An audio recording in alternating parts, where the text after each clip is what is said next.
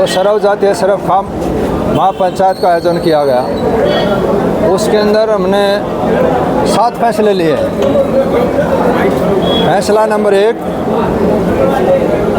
सबसे पहले जो बेटी के साथ जुल्म हुआ है, जो जाति हुई है, जो साजिश हुई है, सरफ खाप ने सर्वसम्मति से फैसला लिया कि सुप्रीम कोर्ट के सिटिंग जज से इसकी इंक्वायरी करके दोषियों को कटघरे में खड़ा किया जाए और बेटी को न्याय दिलाया जाए। नंबर 2, विनेश फोगाट को जो ओलंपिक के अंदर जो गोल्ड मेडल मिलता है, स्टेट गवर्नमेंट और भारत सरकार वो सारी सुविधा उसको अवेलेबल कराए।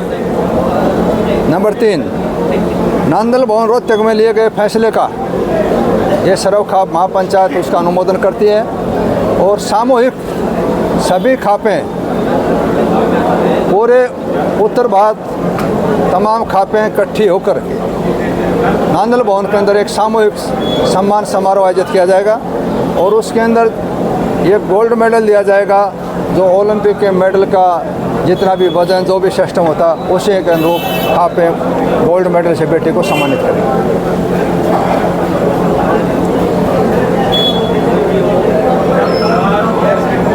सभी खापें इस मुकाम पर पहुंची। इस सभी खापें ये आज फैसला लिया गया कि डीसी के माध्यम से राष्ट्रपति को ज्ञापन सौंपेंगी। न्याय के लिए राष्ट्रपति से अपनी अपील करेंगी कि बेटी को न्याय मिले और आने वाले टाइम में किसी और खिलाड़ी के साथ इसी प्रकार का भेदभाव खिलाड़ी के साथ भविष्य में इस प्रकार की घटना ना घटे।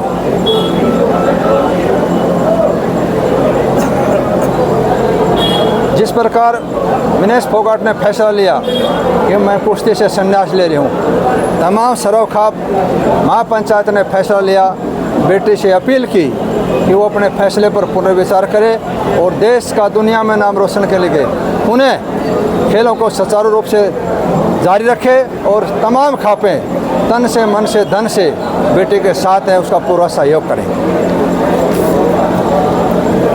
नंबर 6, विनेश फोगाट को खेलों में योगदान देने के कारण हिंदुस्तान का जो सबसे सर्वोच्च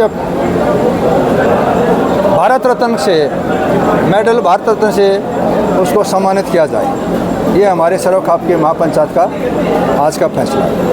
और नंबर 7, सम्मान समारोह पूरे उत्तर भारत तमाम खापों द्वारा विनेश फोगाट से समय लेकर नांदल भवन रोहतक के अंदर आयोजित किया जाएगा। अगर सरकार ये मांगे नहीं मानती है तो आगे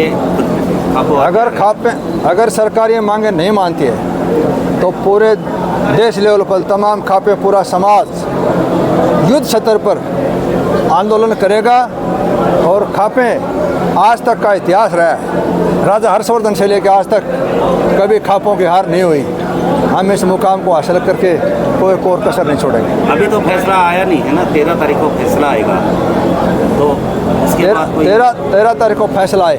हम तो यह कामना करते हैं भगवान से बेटी के हक में आए, शेड्यूल मेडल से उनको नवाजा जाए, लेकिन फिर भी पूरा समाज पूरी खापें हम उस गोल्ड मेडल के सम्मान के रूप में देखेंगे और उसी के अनुरूप हम बेटी का सम्मान आयोजित करेंगे। तो इसको राजनीति में उतारने की बात की जा रही थी, कहीं पर विधानसभा का चुनाव लड़ाने की बात की जा रही है, तो कहीं पर राज्यसभा का क्या कहना है? ऐसा है, वो बेटी पर डिपेंड करता है, लेकिन मैं जहाँ तक समझता हूँ ये MLA, ये MP, ये मंत्री और संतरी उस बेटे ने इनसे ऊपर मुकाम हासिल किया है, ये उनके लिए कोई माना नहीं रखती।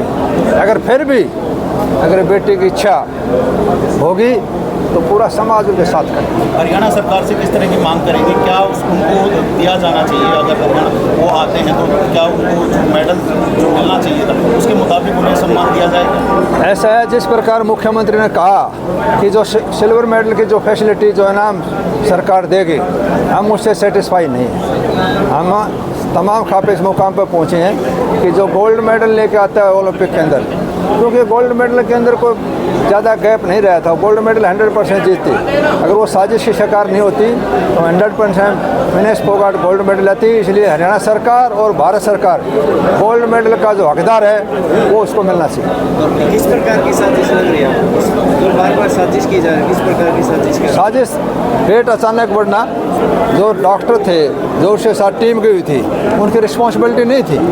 जब पहले से पता था अगर वजन बढ़ सकता है तो उनको इस बात का अंदेशा था तो पहले क्यों नहीं कंट्रोल किया? ये तो उनके बच्चे को किस चीज़ का कोई ध्यान भी नहीं था, ये तो उनका काम था। इसलिए इसमें कहीं ना कहीं जब आंदोलन के बाद में ये कहीं ना कहीं बू आ रही थी आखिर इस खिलाड़ी को नीचा कैसे दिया जाए, हमारे ऊपर का होके इस मुकाम तक ये कैसे पहुँच गई। इसलिए इसके अंदर साजिश की 100% गुंजाइश है और इस साजिश का पर्दाफाश दुनिया और देश की जनता के सामने आना चाहिए।